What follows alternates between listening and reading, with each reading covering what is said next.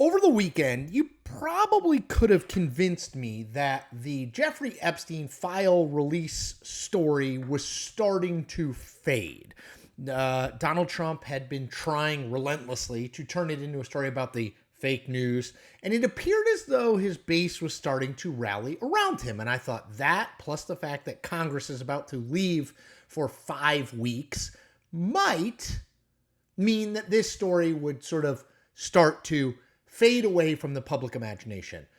And then the last 24 hours happened. Let me go through 3 big things that I think are worth taking note of. Number 1, Marjorie Taylor Greene, the congresswoman from Georgia, who I think is sort of the spirit animal of the most hardcore MAGA base, went on Twitter/X and posted this like kind of cryptic, but it's obvious what she's talking about tweet. Let me dramatically read it. If you tell the base of people who support you of deep state treasonous crimes, election interference, blackmail, and rich, powerful, elite, evil cabals, then you must take down every enemy of the people. If not, the base will turn, and there's no going back.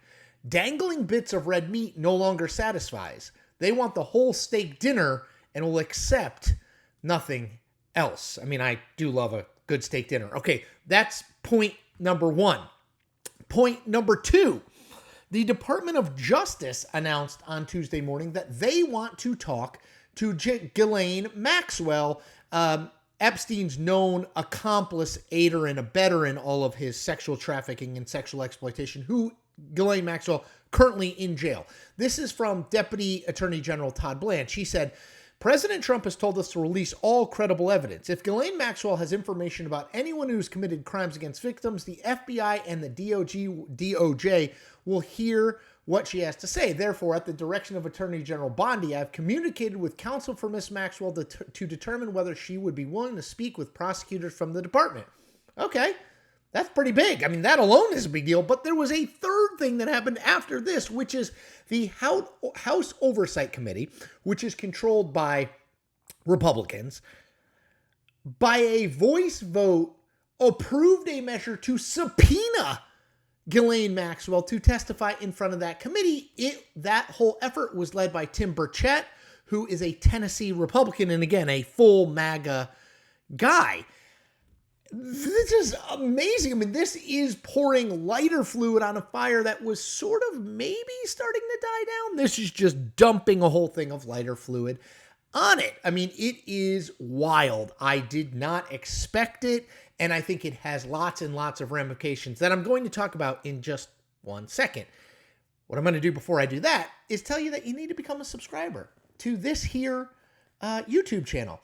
I am over 100,000. I actually got the news today that my 100,000 button or whatever is en route. So look for a video where I unveil that. That should be fun. But I think the reason that we've gained so much support, so many subscribers in a relatively quick period of time is that they are drawn, and I hope you will be drawn to my promise of authenticity and independence. Authentic. I'm always going to tell you what I believe, whether I think you're going to agree with it or not, whether it's going to get me subscribers or cost me subscribers. That's not what I'm focused on. I am focused on telling you my authentic analysis. Other word is independent. I'm not controlled by big legacy media. I don't answer to them. I'm also not controlled by a billionaire in that way. I'm also not controlled by the 2 political parties. I'm not controlled by Democrats or Republicans. I say what I think always. So I hope you can support that. All right, now back to what this all means. So the plan, as I laid out in a video yesterday, the Republican plan had become clear. After thinking they might have to have a vote on releasing the Epstein files late last week, Mike Johnson, the Speaker of the House, came out on Monday and said, we're not going to have any vote. We're going to wait and see what the Department of Justice releases vis-a-vis the Epstein files before we do anything. And we're not going to do that until after our August recess. For people who don't know, Congress takes a traditional month to 6 weeks off at the end of the summer, all of August and into Labor Day. They're about to do that. They will be leaving later this week on that trip. I think that what Johnson in the White House believed was, we'll take 5 or 6 weeks. We'll say we're waiting for what the Department of Justice releases. The Department of Justice release something, and then we'll move on. People will forget and we'll move on. Here's the thing. What today convinces me of, whether it's the DOJ saying they want to talk to Ghislane Maxwell, obviously under pressure in an attempt to say that they are doing stuff on this story, the House Oversight Committee subpoenaing Maxwell, and Greene coming out and saying they need to release everything, half measures won't work, it now convinces me that this story has taken on a life of its own. It is bucking what we know about how Trump works, which is, number one, he has commanded almost complete fealty and loyalty among Republican elected officials.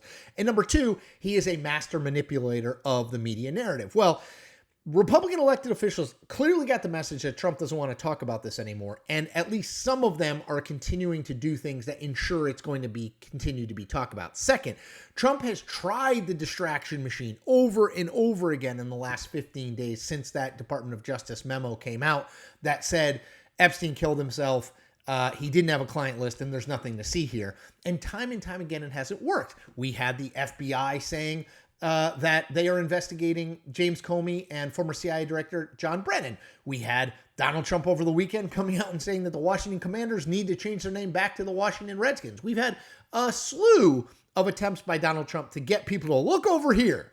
We even had the fake AI video that Donald Trump posted about Barack Obama being arrested in the Oval Office.